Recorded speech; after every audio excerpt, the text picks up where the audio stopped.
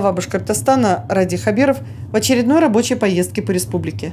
На этот раз в Белебеевском районе. Здесь находятся сельскохозяйственные предприятия, которые реализуют масштабные инвестиционные проекты.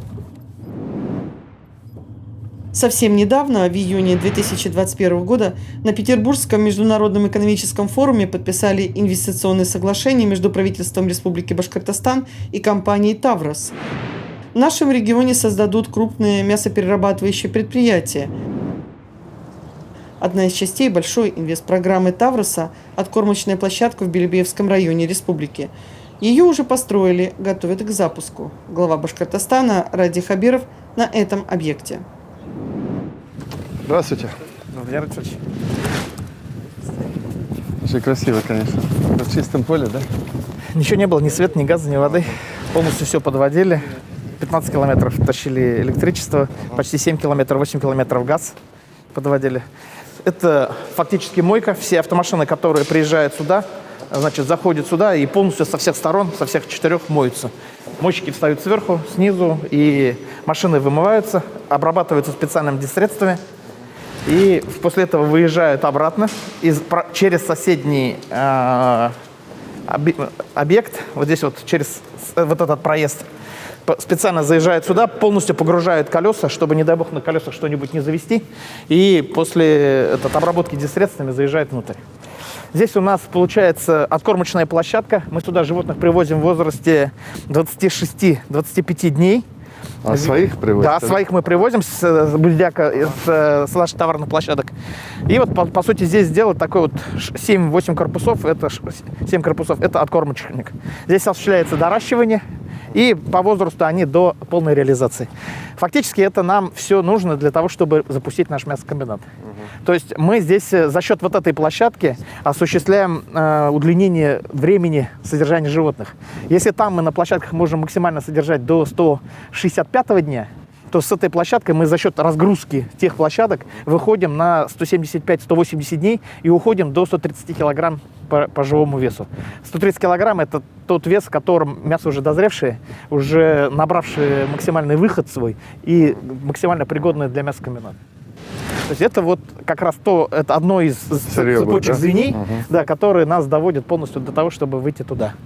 Ну, фактически вот это вот у нас сотрудники приходят, заходят вот через это помещение, там полностью раздеваются, одевают рабочую одежду, меняют обувь, доходят вот до этого здания, это здание по безопасности пропускника, и там полностью уже моются, догола раздеваются, одевают следующую одежду, уже внутреннюю, одевают внутреннюю обувь, и по внутренним галереям уходят внутрь корпусов.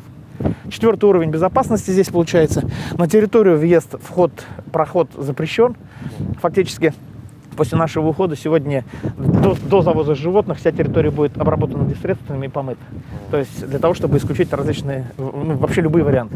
А сегодня первые животные, да? Сегодня сюда придут первые машины с животными, придет 1580 поросят. А всего сколько здесь? А всего здесь будет стоять 35 тысяч голов. 35 тысяч голов. Единовременного содержания 35 тысяч. Это получается малая площадка. В 5 километрах здесь внизу в Шаровке находится вторая животноводческая площадка, которая в стадии строительства тоже. Там уровень готовности порядка 65%. И там мы планируем 15 августа осуществлять постановку животных. Там уже полный блок. Там мамочки, родильня и полный цикл до конца. Да, там сколько поголовья? Там будет поголовье стоять 2700 свиноматок будет стоять, а суммарно единовременно на площадке будет находиться 90 тысяч голов. Вот вместе с этими, да? Нет, там 90, тут 35. тут 35. В Альшее это 90. И вот суммарно мы будем выходить на количество миллиард. Вот здесь вот фактически мы вложили на сегодняшний день уже 800 миллионов, но по проекту у нас было 670. Де-факто завершать будем строительство где-то порядка 980 миллионов рублей. Это вот корпус, мы для хранения сельхозтехники, здесь у нас трактора хранятся. Значит, Вы когда начали работать здесь? мы здесь начали работать в 2019 году. Вот что это такое? Это наши скажем, кормолинии. Машина сюда подъезжает, у нас же прямого контакта никакого нет.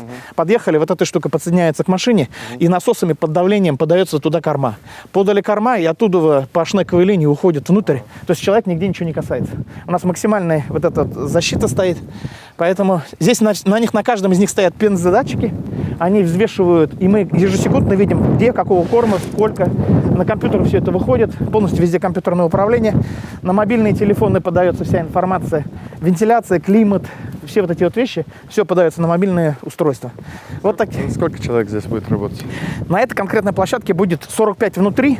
И плюс мы еще охрана, автомашины, которые будут возить корма, водители, скотовозы, которые будут ездить. Плюс мы здесь организовали индивидуального предпринимателя, который кормит наших людей, потому что только нас должны кормить, больше никого.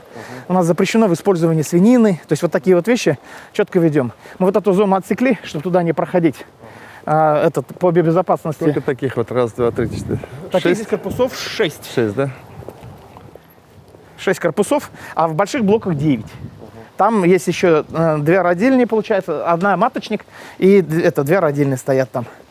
Ну, вот примерно они вот такие вот объекты, Ух ты. которые здесь фактически, вот, грубо говоря, через 20 дней здесь уже будут стоять животные. Мы сегодня привезем первых, они станут в первый корпус. Там они более маленькие, там пластиковые решетки, и там теплые полы везде. Исходя из этого, вот в этих зонах, там они в зависимости от возраста увеличиваются вот эти вот клетки. Бетонно-щелевые полы брали в Стерлитамаке, заказывали. Отопление как идет? Отопление идет, вот эти вот трубы, видите, вот сверху, вот эти решетчатые. Это вот подается сюда система отопления плюс вентиляция. Для поросят, в зависимости от возраста, разная температура. Вот в том корпусе, который первый встает, температура 28 градусов должна быть, постоянная. В зависимости, как только увеличивается возраст на 10 дней, температура на 2 градуса начинает падать. И на момент выгрузки оттуда уже они стоят при температуре 18 градусов. А зимой вот какая температура должна быть? Здесь? Да. Она везде будет. И зимой, и летом будет 28. Здесь стоят кондиционеры, здесь стоят климат-контроль, здесь регулируется полностью влажность. Вот полностью такой микроклимат, куда ничего. Мы же антибиотики не применяем. Поэтому животные очень сильно подвержены заболеваниям, и если что-то случается, то они сразу начинают падать.